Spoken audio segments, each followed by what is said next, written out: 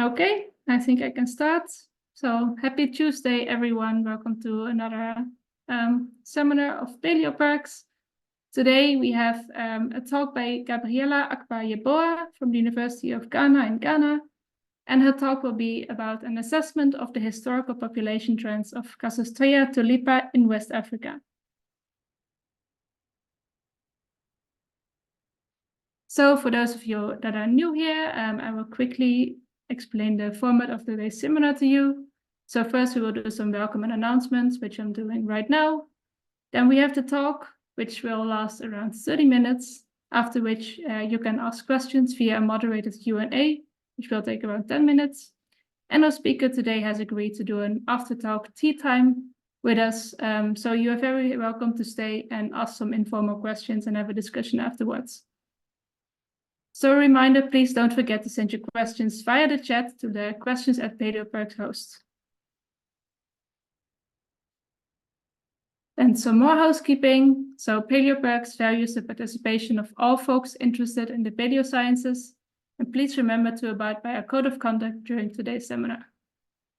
So please also mute yourself for the duration of the talk out of respect to our speaker.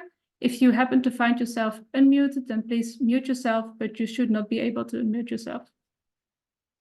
As I said earlier, you can ask questions by sending them to the questions@paleoparks host, or if you want to ask them yourself, you can use the raise hand function.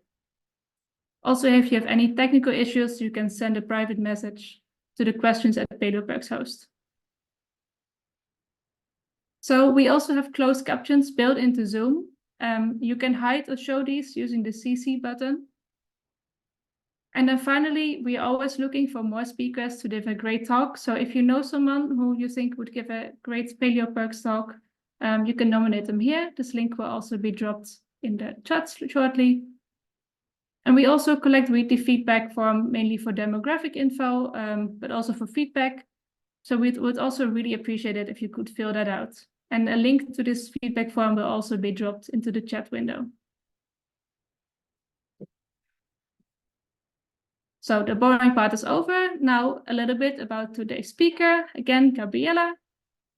Gabriella did her bachelor's in marine sciences at the University of Ghana, and then also did a Master of Philosophy in Marine Science at the University of Ghana.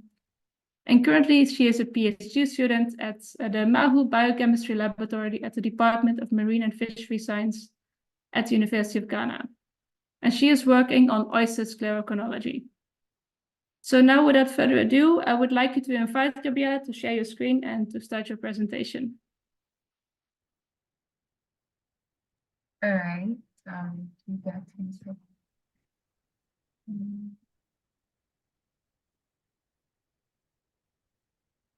Yeah. We can see your screen. Thank you.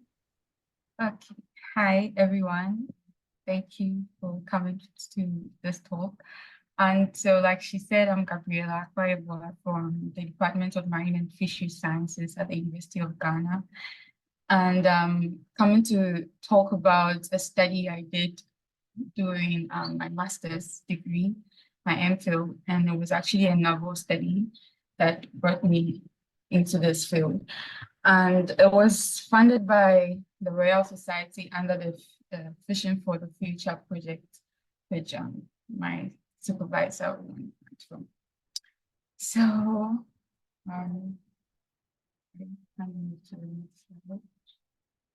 okay, so I'll just talk a little bit about the West African mangrove oyster, which is also known as the Crassostrea tulipa. So it's a bivalve mollusk which is found along the coast of West Africa in countries such as Ghana, Liberia, Gambia, Nigeria, and others. And it also was known as the Crassostrea gaza before it was accepted to be Crassostrea tulipa. And then it belongs to the class Bivalvia. They usually are seen attached to red mangrove roots in diverse marine environments at the estuaries. You can see some in freshwater water bodies. And they usually have these byssus threads that they use for attachment to other hard substrates in their environment. They are unique species and are our side, I'm from Ghana anyway, so in our region, because they have high economic potential value, and they also are crucial for our coastal economies because they serve as a source of protein, and they are also environmentally useful because they are known to be filter feeders, and also have diverse impacts on our marine ecosystems. People also, it's also unique in the sense that it's a woman-dominated field in our area, where women are the ones who are seen to harvest these species be it for food, for security, and poverty reduction. And they are also a very good marker of aquatic ecosystem contamination because they are able to remove pollutants from the environment. Now, this study involved species that were collected, or organisms that were collected from 3 different countries along the coast, that is Ghana, Benin, and Nigeria. And you can see we collected from, on the right side of the screen, we collected fossilized shells that are old shells that have been preserved for a very long time, And you could see from the second frame that I was taking some shells from particular depths after we excavated those sites. And then we also took some live oyster shells for this study. So this study is to look at the assessment of their growth populations using a unique or a very novel technique that we are still studying on. And the reason why we want to study the history is that without history, or without knowing the changes that have occurred over time, we wouldn't know what has really changed, or what we can compare, or what we can do differently from now and then. And the goal of measuring enough now is to see the change over time. So if we used to do something in the past that was not affecting us, but now things are changing, we try to see what we are doing wrong or doing right now, and measure the enough of that said parameter, quantity of whatever we are looking at, to get the right success. Yeah. So we also interpret a change by studying the history of whatever we are looking at. So with the bivalve shells, we are looking at the environmental changes that have occurred over time, and how it is how it has affected their growth. And bivalve shells to provide significant information and are perfect climate and environmental recorders. And in this study, we used a technique known as sclerochronology, which was used to study the historical population trends of the oysters. Now, a brief summary of what sclerochronology is the study of the physical and chemical variations of the hard parts of organisms. So in humans, we'd say, so sclerochronology, so bones, something hard that can record certain parameters. And sclerochronology could be used for paleo studies such as paleoclimatology and paleoecology. And the study also helps us measure the growth and chemistry modulated by the environment on the specific organism we are looking at. And this analysis also can help us determine the ages of the organisms, and as well as their incremental growth. Now, if you look on the right hand, that's an oyster, but that's a fossilized oyster. And you could see that the part labeled R is known as the hinge, and that is where most of the environmental changes are stored, especially on, but then the left valve is the one which is much more preferred for that study. So why would we do sclerochronology? Like I said in the previous one, this climatic records helps us to understand the past human responses to climate change, how they were living in past times and now. And also this study can also help us build certain models that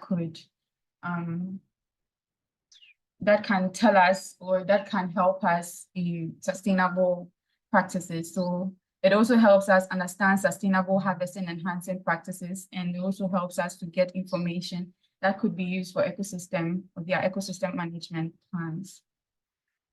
So like you saw earlier, we go to the field and locate archaeological shell middens. We had to talk to the people around, and so that they can tell us a little history about their land and where they think they have stored enough oyster shells over the time, because they just used to go dump the oyster shells there as time went on. They just came and hit. And then we excavated, we sorted them, labeled them, and stored them. And then we also collected live oysters. Now, when we come to the laboratory, we prepare thin sections of the organisms. So first you have to clean them, then we coat and do a bisection. We bisect them and then embed them in epoxy resin to make them hard for drilling and other microscopy. Yes, then we grind and polish them. So like I said previously, in the other slide where I showed the oyster shell and the part labeled R, the part labeled R here is the part in the orange circle. And that, like I said, is called the hinge area. And that part is cut or bisected, like I said, with a very short, small saw. We use a Dremel saw. And it exposes the grid band. So the third picture is an enlarged image of the grid bands, showing the dark bands and the white bands. Now, these bands are said to be the seasonal variations in the shell. So let's say for us, we have the dry and then the wet season. So it shows the seasonality. So some studies said, or we believe that the dark band, one dark band and one white band is equal to a year for the organism. So when we took the oyster shells, we also measured their sizes, like the shell size. We did it for the fossilized shells and then for the modern shells, where we took the mean of the shells. And we realized that in the past, the oyster shells used to grow really big compared to now. And yes, we also took certain parameters where we also took isotopic readings. That was in my colleague's work, where she did isotopic readings to find the temperature and salinity difference from the past and now, using the fossilized and then the modern shells, or the live shells we took. And the results showed differing environmental factors such as salinity, change in salinity between then and now, temperature between then and now. And after some analysis, we realized that this also could be as an influence on anthropogenic activities like overexploitation of these organisms. And these factors have contributed to shifting shell dimensions over time in various populations. So in Ghana, we took shells from Densu and Anyanwi, and then we also took shells from the Lagos Lagoon in Nigeria, and then we took some from the Wuda estuary in Benin. And then, yes, so those were the locations from these countries. Yes, so like I said, the shell heights averages indicates significant changes in the shell sizes with time. And this could, like I said, be attributed to varying physiochemical and hydrographic parameters like pH, salinity, temperature, because expect reviews in one of the papers, Edem Mahu et al. Said that salinity, temperature, and pH play a key role in the growth of these organisms. And when we did the isotopic readings or analysis on these organisms, we realized there has been a vast change in temperature as well as salinity. Now moving forward, this study is a continuous study. That's what I'm also going to be studying to see what specific parameters are actually affecting the oysters. Could it be also phytoplankton availability or diseases? That's what the study lacked in the previous one. And the ages of the oysters were determined using the sclerochronological analysis, where the bands were counted, microscopic bands were counted under the microscope. And it's revealed very important information on the growth and harvesting practices in the various communities, because in some communities, it showed that climatic factors might be the main cause for that in the changes of the shell growth and that with time. And in some communities, it showed that it was because of overexploitation and overdependency on these species. And in other situations, it was both. So the growth variations in terms of the shell height observed in the current population, therefore, could be attributed to changes in some environmental parameters, which we believe temperature and salinity played a very key role, considering the values we compared from now. Okay, the study was done last year, so from then to the past. So exploitation rates, like you can see in the graph, was 65%. The effects on the growth, and then for climatic, it's just a rough estimate in percentage. So yes, that is just it. I was supposed to talk for 30 minutes, but I think you can ask me so many questions, and I'll go ahead to acknowledge the Royal Society under the vision for the future project. And then my principal supervisor, Dr. Edem Mahu, and my co-supervisor, sorry, I didn't bring her name, Dr. Angela Lamte. And then the Mahu Biogeochemistry Working Group, where I'm currently studying with and working with. And they played a very good role in this. And then thank you for this platform to share my research. Thank you to the Pallipex committee for inviting me to give this talk. Please, do you have any questions for me? Thank you. Thank you very much for your interesting talk, Gabriella. That was really cool. There are some questions, so I'm just going to paste them in the chat and read them out loud as well. So the first question is, how old do these oysters get, and how long are the individual records that you can count? Okay, so we could get as so for the growth rings, we could count them for like 30 years. They could grow as much as 30 years, 15 years. And the fossilized oysters that were collected were dated. Sorry, I didn't mention we did radiocarbon dating on the shells with their layers, with respect to their layers. And then they were dated back to the BCs and the DCs, so they were quite old. And we did it with layering. So we excavated from 60, 40 in intervals to the surface. Then we also did for the live oysters as well. So we were able to see the variations with respect to the dates and yes, the dates. Okay, thank you very much. That's pretty old for a bivalve, 30 years. Okay, we have some more questions. I will type them in the chat. This one is from Kaysen de Savan. He asks, did you account for specimens with pathologies? If not, does the frequency of pathological specimens correlate with any ecological variables, like temperature, current, and other biotic factors? Yes.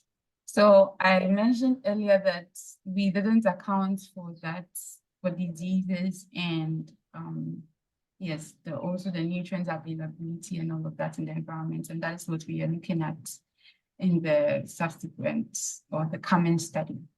Please, does that answer the question?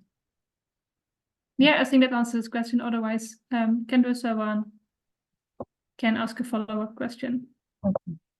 We actually have some more questions from him. So here is another one. He asked, does shell thickness tell us more about oyster ecology? Yes, actually, though I have read studies like that, but I didn't. Well, okay, to determine their growth rates, we looked at the growth rate using the von Wieland function, and the shell thickness, that was the width or something. Yes, it's part of the input or parameters you have to input to generate such the results for their growth rates. Okay, thank you. Mhm. Then one more question from Sandor Sarwan.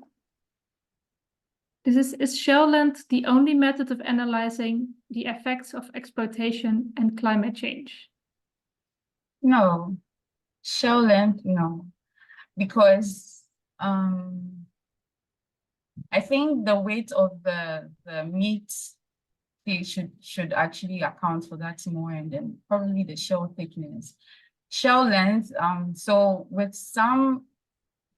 an experiment we are doing now, we realize that sometimes oysters do thrive in different the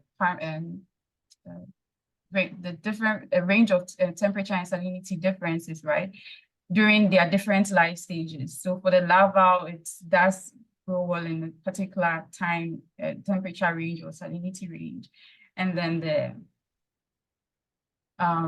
for some tests, when they are adults, they also prefer to be in a specific kind of temperature salinity range, right? So with just a shell height, we realized when we put oysters of the same, almost the same age, well, we started with the spat, so we could account that they are the same ages in two different systems with two different temperature and salinities. We realized that at some point, at one particular zone, the oysters are growing really big, but also had,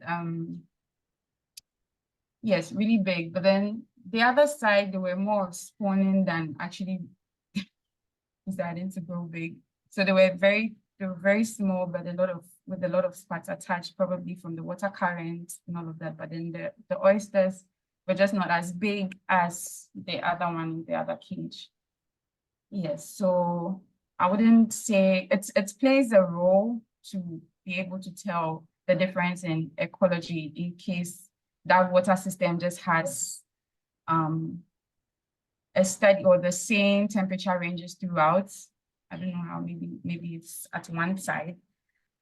So that will probably be, we could say that the shell length should play a critical role, the main role, but for other instances, no, it doesn't. Please, did I answer your question? Thank you. Again, if anyone has follow-up questions, you can ask them in the chat. We have another question.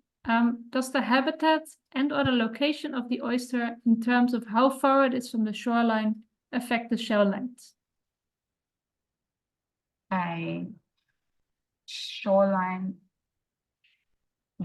I haven't come across a study or research like that, and I think I'll look into it. It's actually an interesting one, but I don't have any idea if it has an impact on the shoreline.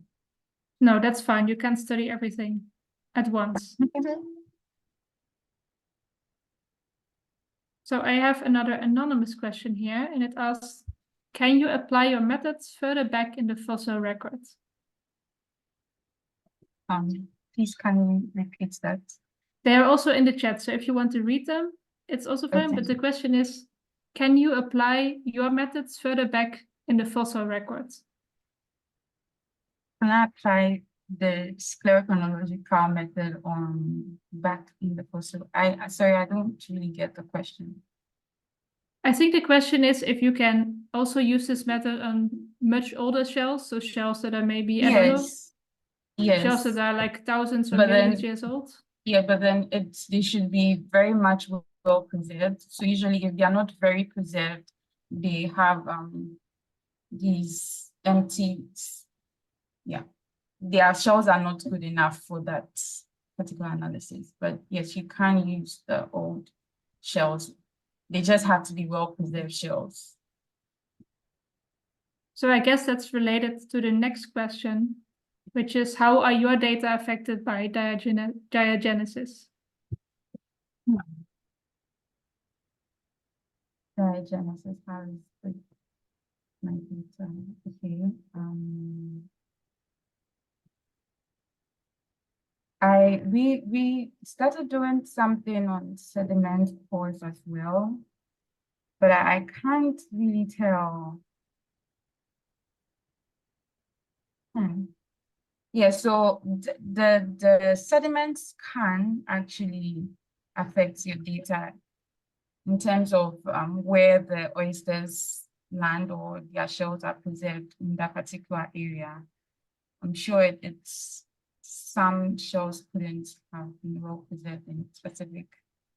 I don't know if I'm getting the question right, but yeah. No, but I think you answered it already in your previous question, because the shells you are used, I think, are still pretty recent, right? So yeah, they are pretty well preserved compared to like million years of old shells. So let me see if there is any other questions.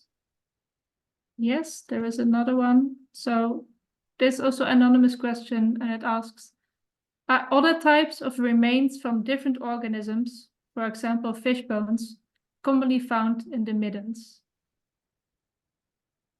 I haven't really seen a fish bone in the midden, maybe because we're focusing on that, but no, not that I can recall. But I'm sure there should be, but then they'll probably have broken down into very smaller pieces. But then our focus is usually on the shells of the oysters, so probably, yeah, I can't really tell. Thank you for your answer. Are there any more questions? Yes, we had another anonymous one coming in. This one asks, have you looked at any sites in East Africa? And if you have, how do the data compare to those you have acquired from West Africa? No, so we haven't looked at any sites, but yeah, there has been studies, well, not with sclerochronological records, but usually this study has been done in the Pacific and then Atlantic, I think, but then yeah, the other side of that, but then not in East Africa, if I can recall correctly. So no, for the sclerochronological data, we couldn't, and for even with the isotopic translations, when she was trying to translate the results to, we realized we didn't have certain parameters measured in our region already, and like the delta oxygen and all of that in estuarine and ecosystem. So no, we haven't looked at any sites in East Africa, so we haven't compared that, but then we have compared to the Gaza, I think in Brazil, Pacific oyster, yeah, which is almost similar to what we have here. So we compared, and their oysters are doing well because they have proper management, management with their oyster studies, which they had done over for a very long time. And so, but with even the temperature differences in salinity, yes, there were some differences, significant differences. That's very interesting to hear. Yeah. Just a reminder to the audience, if you have any final questions, then please send them to the chat, then Gabriella can still answer them.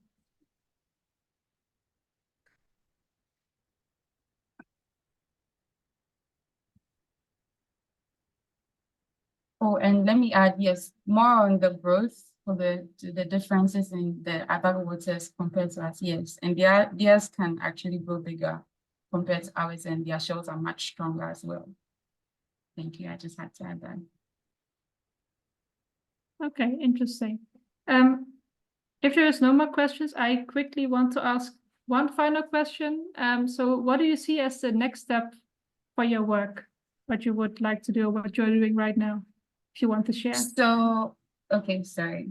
Yeah, so for my next steps in this work, we are trying to validate using the chronological analysis to determine their ages with oysters we are actually seeing grow from the larval to the adult stage in order to see the growth bands in their seasons and to see if it really is as literature is saying.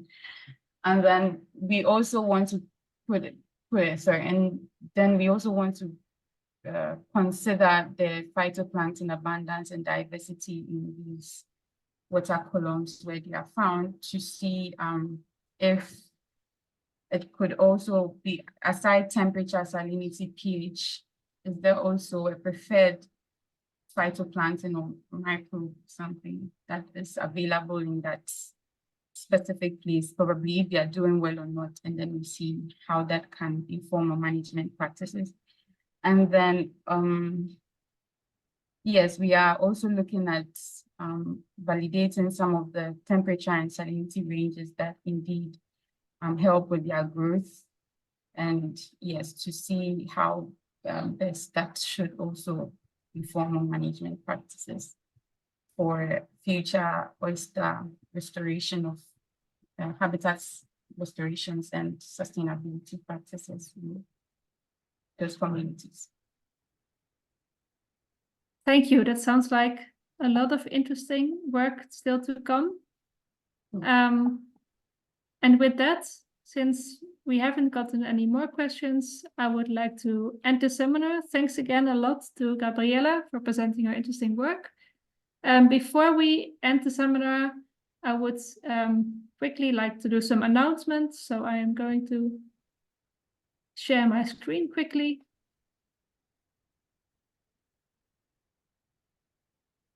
Yeah, so again, thank you all for joining us. Again, a reminder to please fill out the weekly feedback form, which is linked in the chat, so we can know a bit more about who was at the seminar and what you thought about it. And then a reminder that our next seminar will be on June 4th at the usual time of 15 UTC. And this talk will be by James Mulqueeny from the University of Southampton in the UK.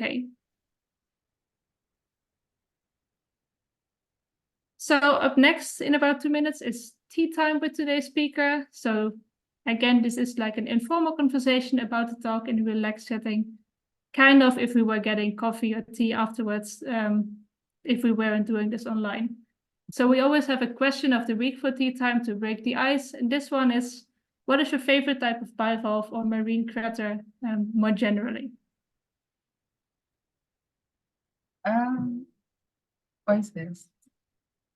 This is just a discussion. You don't have to think about it too deeply. But if people want to ask you more questions, they can stay for a bit. So for the people that want to leave, I hope that I see you at the next seminar. And at the rest, we'll take a short break of 2 minutes. And after that, can come back and have some tea time discussion with our speaker. So otherwise, have a great afternoon.